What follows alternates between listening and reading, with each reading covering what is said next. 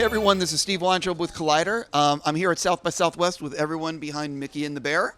Thank you guys so much for coming in. Thanks for having us. Thank you. Thanks for having us.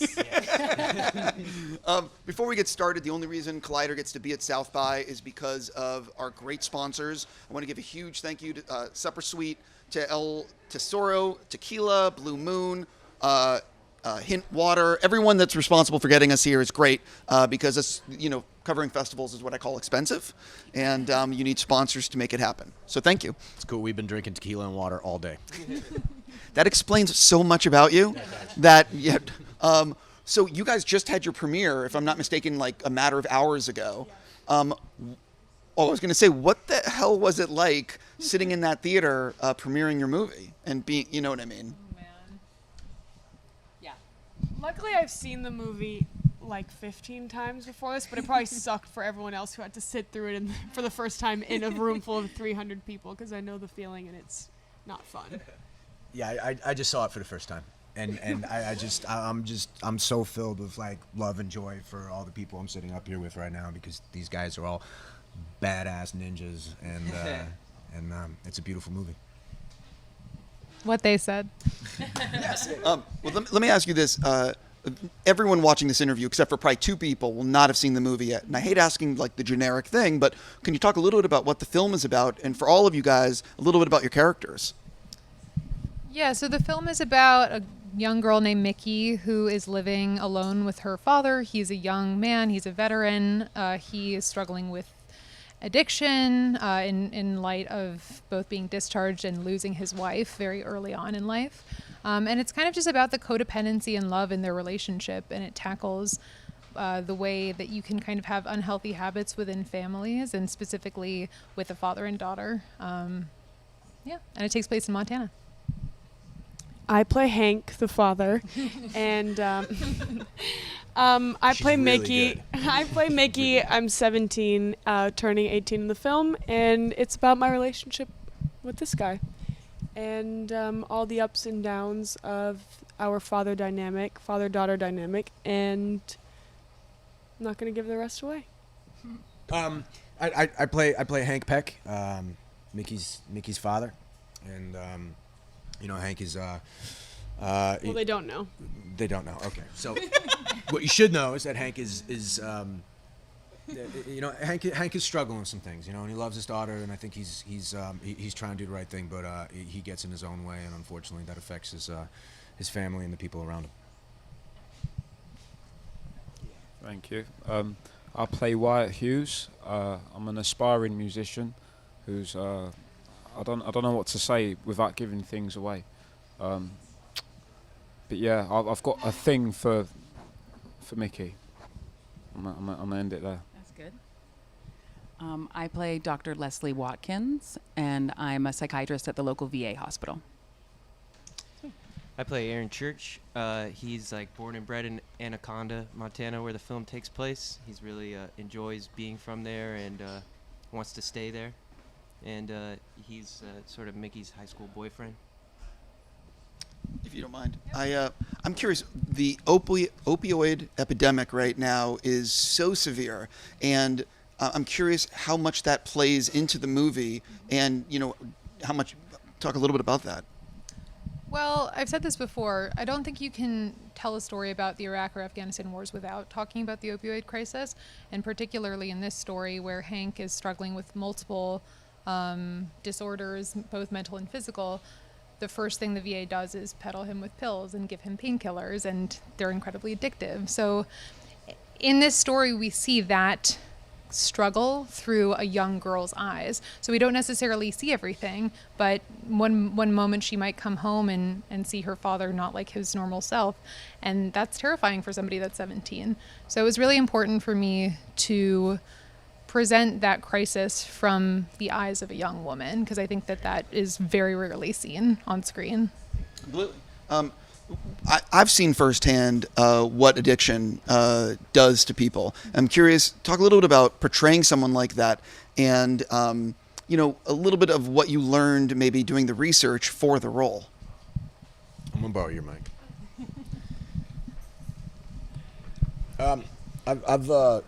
I've been around a bit, and I've known a lot of guys who were in the service and who spent a lot of time in some very dangerous places and have come back and or continue to try to actually go back over there because it's a part of life that I think they understand a little better. And in some ways, it makes them more calm. I want to be careful about what I talk about. I think a lot of the stuff that I do to get ready to go to work, I'd like to keep personal. But I also think it's our job as actors to bring a very personal level of our own experiences to it.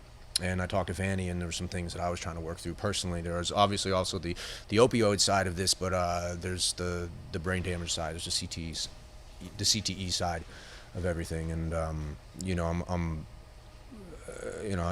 I'm not afraid to say it. I'm someone who is I've had repetitive concussions, and about 10 years ago I went through a very dark period in my life, and I'm through that now, and you know, thanks to friends and family. But it's these are real important issues, and I think they need to be talked about.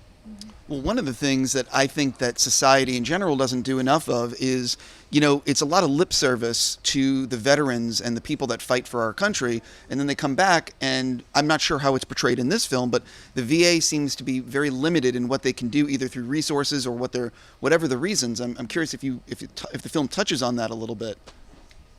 I would say it does, but again, all of these issues are being experienced secondhand and through the eyes and body of a young person and a young woman. Exactly. So it's very much about like, okay, if my dad is struggling, like how am I going to kind of go about helping him? And with maybe you can talk a little bit about with the VA.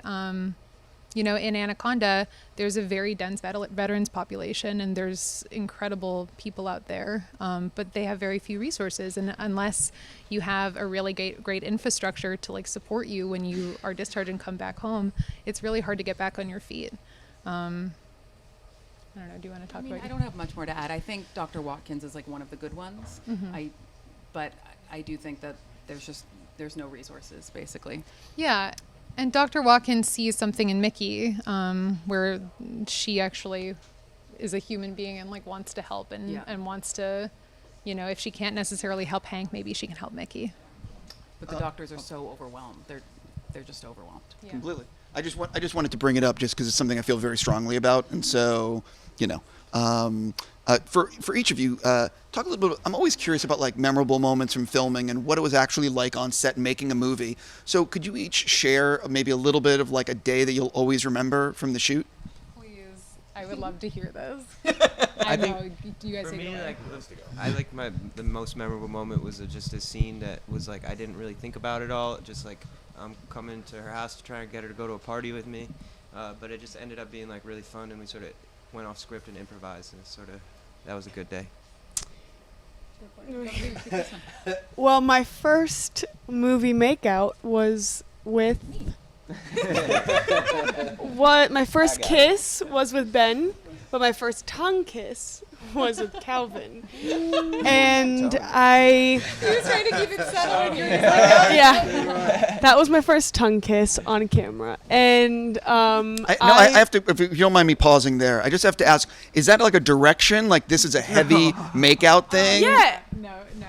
Well, They actually got. no, hold on. One says kiss, one says makeout in the script. It probably did. That's the distinction. I Why don't I didn't just go remember. for tongue with him because that was what I felt in the moment, and even though one was like a locker kiss that you'll see in the school, which is more like a peck, and the other one was like No, I understand. I'm just curious. passionate makeup. Right. I'm just curious how the direction is. That you know what I mean?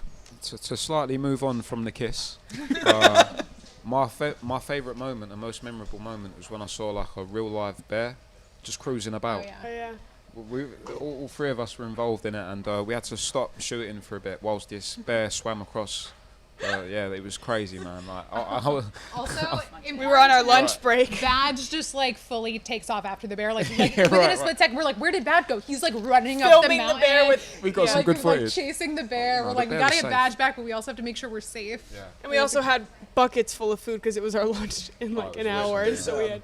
There's a video. He's got the video. And he sent me a video from on the other side of the river where some of our crew was, and we're based out of there. And you could see the bear, and then you can just hear someone's voice go, Hey, Badge? Badge, I wouldn't do that, buddy. Badge? He's like inching. Mickey and the Bear, there we go. I have no words for that because I would be going the opposite way, or at least freezing. I'm not the smartest guy in the world, man. I don't know. I want to get closer to the bear. You saw something of yourself in the bear. Me and the bear looked at each other. I was like, cool. He's like, yeah, cool. I'm like, all right, you good? And he's like, yeah, I'm good. And then we went back and shot the rest of the movie. I'm like, I'm basically out of time, but I really have to ask you about the editing process. It's my last thing, because ultimately editing is the final rewrite. And I'm just curious, how did the film change in the editing room, and maybe from early friends and family screenings? Oh my goodness. Well, my editor Henry and I work really closely together, and he's edited everything for me. And I don't know, it took a lot of different forms. We shot for 25 days, so we had a lot of scenes. And I think it kind of came down to really whittling down the movie to be Mickey's story, because there were so many other threads and there were so many supporting characters and so many other interests in her life, but it really came down to like her journey of self-discovery. Cool. I was going to say, on that note, I mean, I have so many other questions, but you guys have to do other interviews today, and but I'm just going to say thank you. Right. I have a bear in the back. Right. I'm so sincere when I say I cannot wait to see the film, and I wish you guys nothing but the best, and thank you so much for coming in our studio at South by. And thank you to Supper Suite. Seriously, thank you. Thank you so much. Thanks.